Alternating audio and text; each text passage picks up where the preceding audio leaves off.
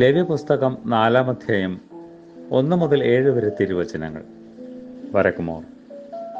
ദൈവം മോശയോട് അരുളി ചെയ്തു, നീ ഇസ്രായേൽ മക്കളോട് പറയുക, ചെയ്യരുതെന്ന് ദൈവം കൽപ്പിച്ചിട്ടുള്ള വല്ല കാര്യത്തെയും ആരെങ്കിലും ലംഘിച്ച് വല്ലതും ചെയ്തു എന്നിരിക്കട്ടെ. അഭിഷിക്തനായ പുരോഹിതൻ ജനത്തിന്മേൽ കുറ്റം വരത്തക്കവണ്ണം പാപം ചെയ്തുവെങ്കിൽ താൻ ചെയ്ത പാപം നിമിത്തം അവൻ ദൈവത്തിന്റെ പാപയാഗമായി ഊനമില്ലാത്ത ഒരു കാളക്കിടാവിനെ അർപ്പിക്കണം. അവൻ ആ കാളക്കിടാവിനെ സമാഗമന കൂടാരത്തിന്റെ വാതിൽക്കൽ ദൈവസന്നിധിയിൽ കൊണ്ടുവന്നു കാളയുടെ തലയിൽ കൈവച്ച് ദൈവസന്നിധിയിൽ കാളയെ അറുക്കണം. അഭിഷിക്തനായ പുരോഹിതൻ കാളയുടെ രക്തം കുറെയെടുത്ത് സമാഗമന കൂടാരത്തിന്റെ വാതിൽക്കൽ കൊണ്ടുവരണം. പുരോഹിതൻ രക്തത്തിൽ വിരൽ മുക്കി ദൈവസന്നിധിയിൽ വിശുദ്ധ മന്ദിരത്തിന്റെ തിരശ്ശീലയ്ക്ക് മുമ്പിൽ 7 പ്രാവശ്യം തളിക്കണം. പുരോഹിതൻ രക്തം കുറെ ദൈവസന്നിധിയിൽ സമാഗമന കൂടാരത്തിലുള്ള സുഗന്ധവർഗ ധൂപപീഠത്തിന്റെ കൊമ്പുകളിൽ പുരട്ടണം.